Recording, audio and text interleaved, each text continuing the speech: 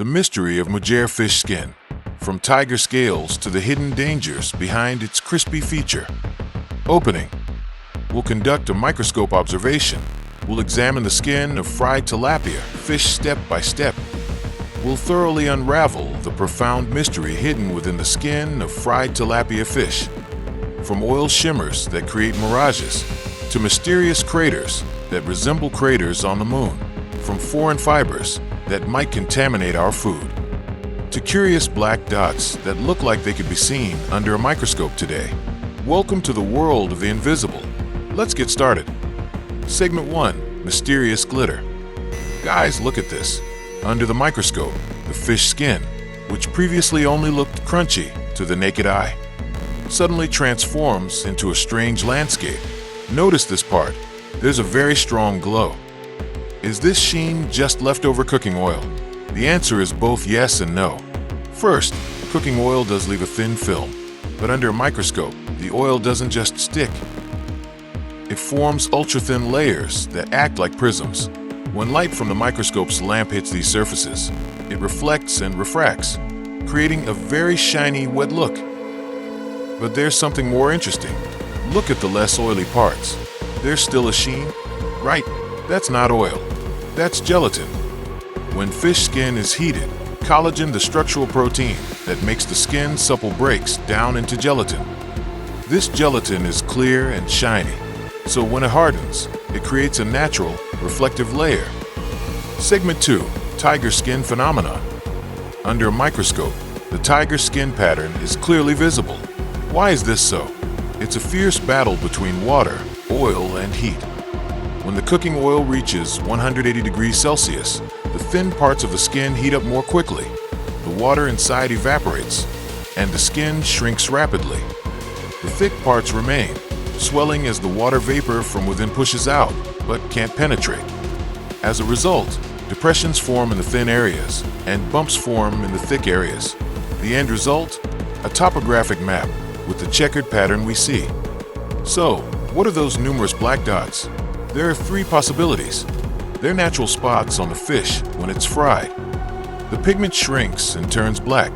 They're blood or bruises, and blood containing iron will turn black when exposed to extreme heat.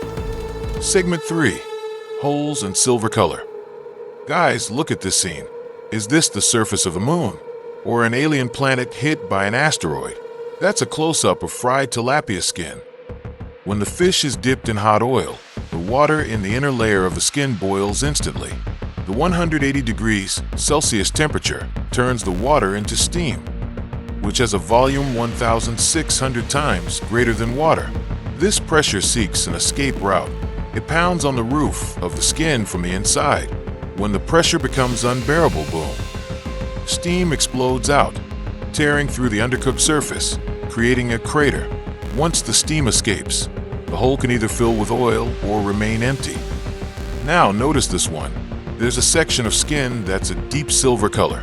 Tilapia have a natural silver coating made of guanine crystals. These crystals help the fish's body shimmer in the water for camouflage.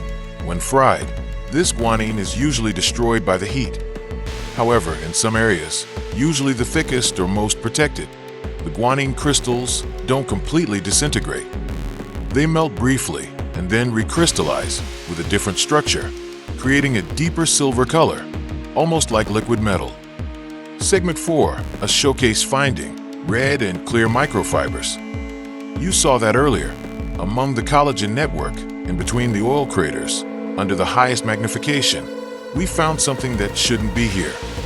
Fibers. Red, clear, long, straight, unbranched. This is not part of a fish.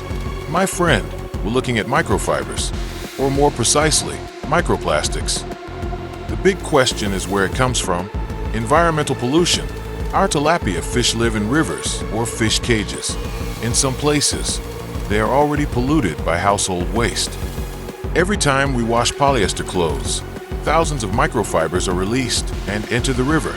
Small fish eat them, or the fibers stick to their gills and skin. Then they end up on our plates. Is it dangerous? Our bodies are not designed to digest plastic fibers.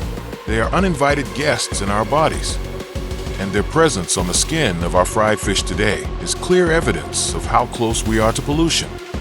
Segment 5. Gold color chemistry and hidden oil. Why does fish skin, which was originally grayish-white, turn golden? This is the Maillard reaction. The Maillard reaction occurs when amino acids from fish protein combine with reducing sugars naturally present on the surface of the fish or from marinades at temperatures above 140 degrees Celsius. The result is hundreds of aroma compounds and a golden brown color. So, the golden color is a sign that the chemical reaction has been completed. The fish was fried at the right temperature. But there's the next big question. How can such thin skin retain oil? Friends, thin is relative. While it's thin to the naked eye, under a microscope, it has structure. Let's look at a cross-section of the skin. There are empty spaces. When water evaporates, remember the crater phenomenon? It leaves empty spaces. These spaces, through capillary action, suck hot oil in and trap it within the protein matrix. So, the oil isn't just on the outside, it's also stored inside. The crispier the skin, the more empty spaces, and the more oil is trapped. Segment 6. Conclusion and closing. Now that you know all these secrets, will you still eat fried fish skin the same way you did before? Or will you be more discerning? Don't forget to like, share, and subscribe. There are still many mysteries waiting to be unearthed together. See you on the next microscopic adventure.